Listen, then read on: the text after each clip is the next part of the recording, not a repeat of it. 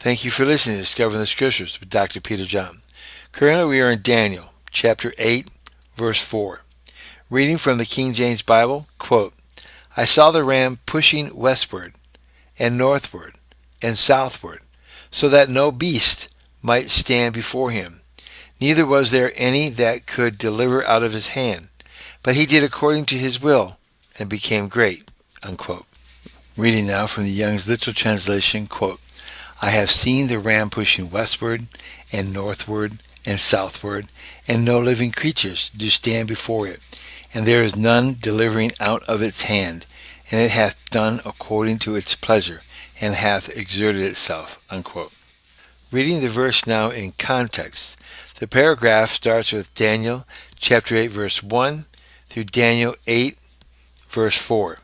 Reading from the King James Bible, quote, In the 3rd year of the reign of King Belteshazzar, a vision appeared unto me, even unto me Daniel, after that which appeared unto me at the first.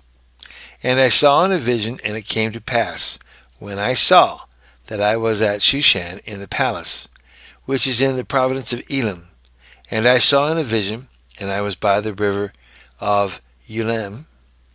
Then I lifted up my eyes and saw, and behold, there stood before the river a ram, which had 2 horns, and the 2 horns were high, but one was higher than the other, and the higher came up last.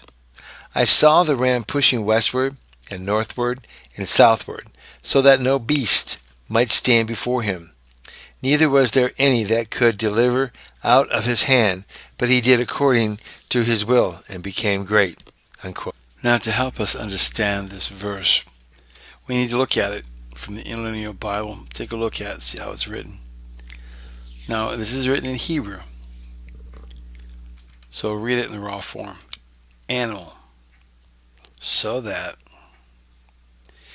and southward, and northward, westward, pushing the ram. I saw, but he did, from his hand, that could deliver, and there was none, him, could withstand, no, and became great, according to his will. Now I want you to notice that this ram is pushing southward, westward, northward, but he's not pushing towards the east. Why? Because this ram with these 2 horns are coming from the east. That's why. Now Daniel is writing this very passively. Remember, he had the horrific vision 2 years before under Belshazzar of the judgment time, the last times, where he saw horrific visions. And here, he's seeing what's coming in his day and lifetime. Remember, he's seen as a young man his nation conquered by Nebuchadnezzar. He has seen kingdoms come and kingdoms go. So this is nothing new. Is it upsetting? Sure. But not to the point that it's foreign. It doesn't bother him like the last vision did 2 years ago and changed his appearance. So here we have Daniel writing this down passively, because that's what we see in this verse. He is writing this down as his duty, but he's not writing this down any other way. I want to read you something that I think you'll find fascinating.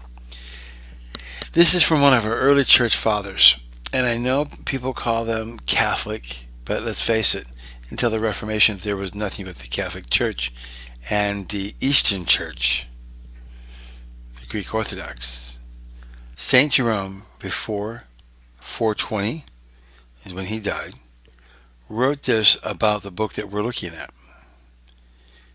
Quote, After this I saw the ram pushing with its horns westward and northward and southward.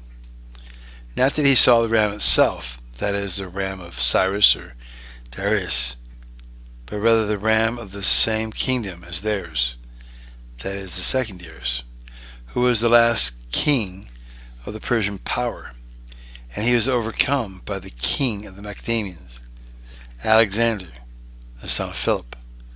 And as to the fact that Darius was a very powerful and wealthy king. Both the Greek and the Latin, the barbarian historical accounts so relates this to us. And that's the end of Jerome's account on Daniel for this particular passage. Now, let's continue on with John Gill's commentary. He uses people from the 300s down to his time frame, which is the very early 1700s. Quote, I saw the ram pushing westward and northward and southward, that is, with his horns, as rams do. These kingdoms, using all their power and strength, wealth and riches, in fighting with and subduing nations, and pushing on their conquests in all parts here mentioned, to the west, Babylon, Syria, Asia, and part of Greece, to the north, Iberia, Albany, Armenia, Scythia, and other inhabitants of the Caspian Sea, and to the south, Ethiopia, Egypt, Arabia, and India, and all the places were conquered by Cyrus and his successors. No mention is made of the east, because his ram stood in the east, facing the west, and at the right and left were the north and south. And so Cyrus is said to come from the east. And we see this also in Isaiah's writings, chapter 46, verse 11, so that no beast might stand before him. No, not the first beast, the Babylonian monarch, which fell into the hands of Cyrus, nor any king or kingdom he and his successors fought against. Neither was there any that could deliver out of his hand or power. Croesus, the rich king of Lydia, and other allies of the king of Babylon, assisted him against Cyrus, and endeavored to prevent his falling into his hands, but all in vain. But he did according to his will, and became great, none being able to oppose him.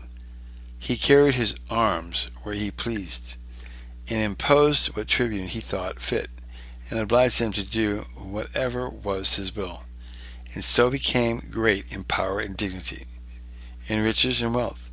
This monarch was very large and extensive, and very rich and wealthy, in the times of Cyrus and his successors, and especially in the times of Darius, the last monarch of it, conquered by Alexander, who is described later here in the chapter. Unquote. So as we know from the customs of the Bible, that God would not allow a conqueror to conquer these lands unless their sins were fulfilled, to which he then appoints someone to go in and to destroy and conquer the nation. And here we see that nothing could stop Cyrus and Darius and Alexander. Why?